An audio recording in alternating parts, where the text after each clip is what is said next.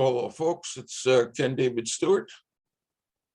So we meet again for another day. I got a bit of a nasty cold, but we'll see how my throat manages, hangs out, whatever. Any announcements today? Yeah, I think I'm gonna have some pretty exciting programming, in my opinion, anyway, coming up soon. And I'm looking forward to it, and I hope you are too. I'd like to thank my young friend Riley and my brother Neil for commenting on my shows. I love comments. I love, interactive type videos. So thank you very much. And there's other people probably watched the show, but didn't comment. That's okay. But I do enjoy comments, and I don't bite or anything like that. So everything's cool. Let's see where we're at today. I'm gonna check my lighting first. See how professional this is, right? When you work by yourself. No technicians, nothing. So there we go. That's a little bit better. And my hair is wild today, that's for sure. Oh, what I should introduce you to, first of all, is my special guest for today, which probably will make appearances in a few more shows. I'll just hold him up. I call him Bongo Dude or Bongo Guy, whichever you prefer.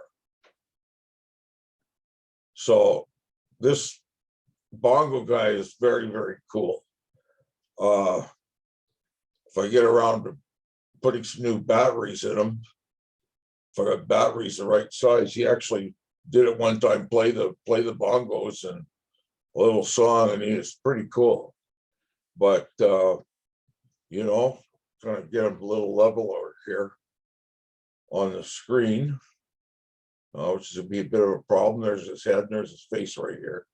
So this is a Bongo Guy. He plays the bongos, and he's going to be joining me for some shows, some episodes.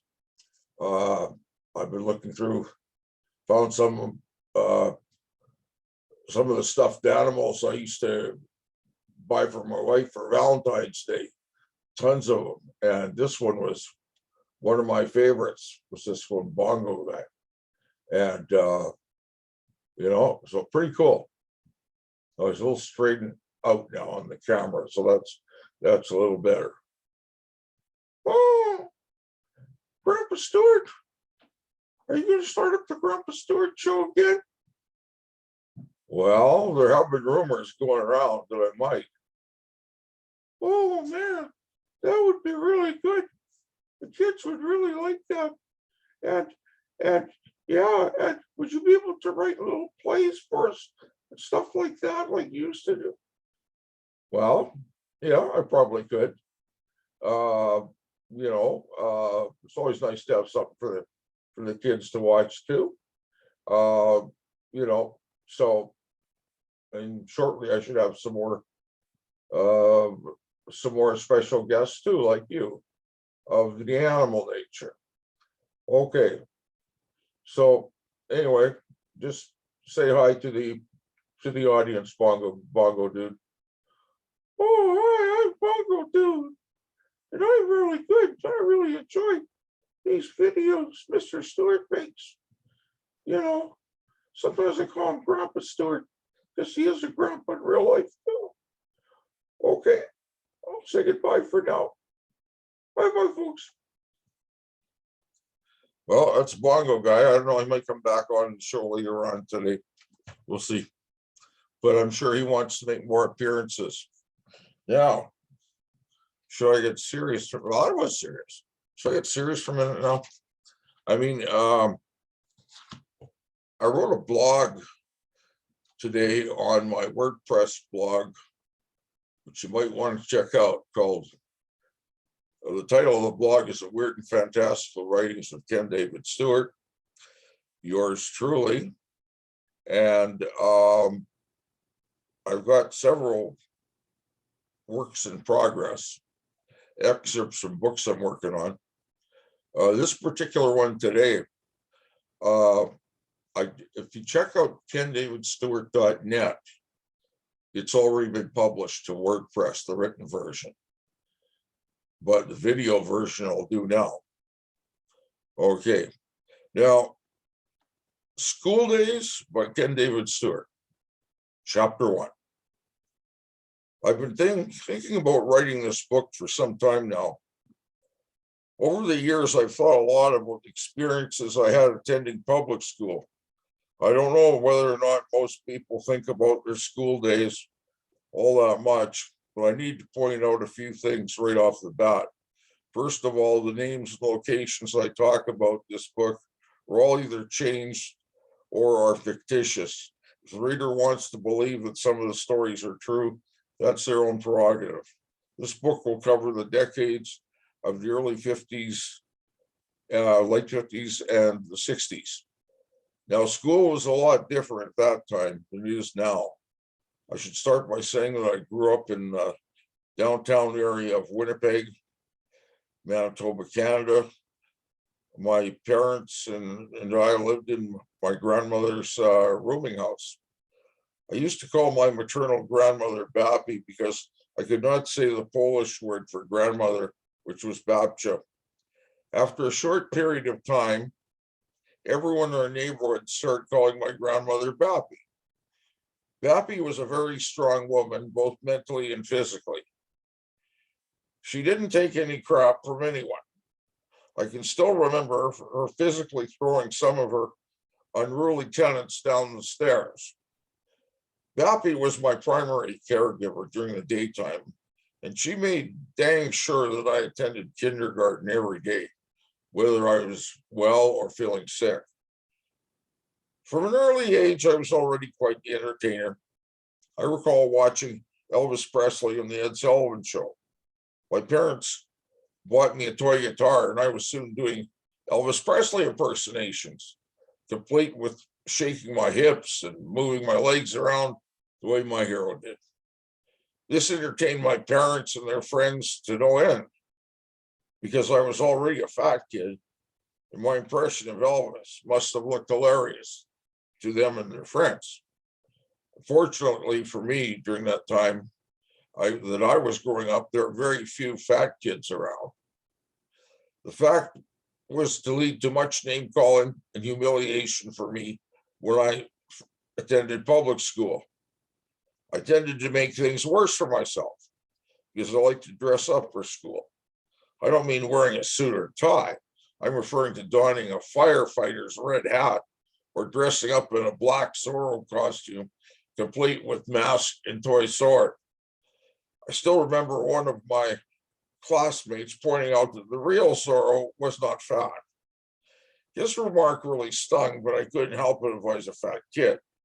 After all, my grandmother was always serving me a big piece of cake, along with my tomato soup and crackers and a sandwich for lunch. So naturally, my name became Fatso.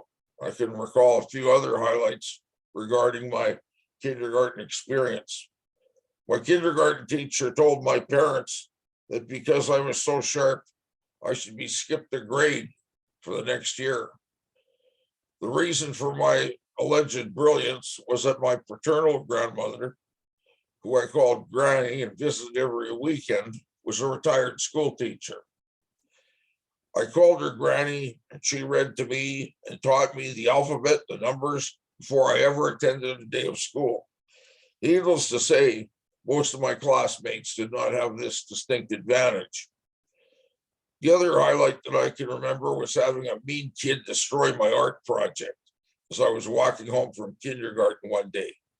For most of my early years at school, I was a favorite target for bullies.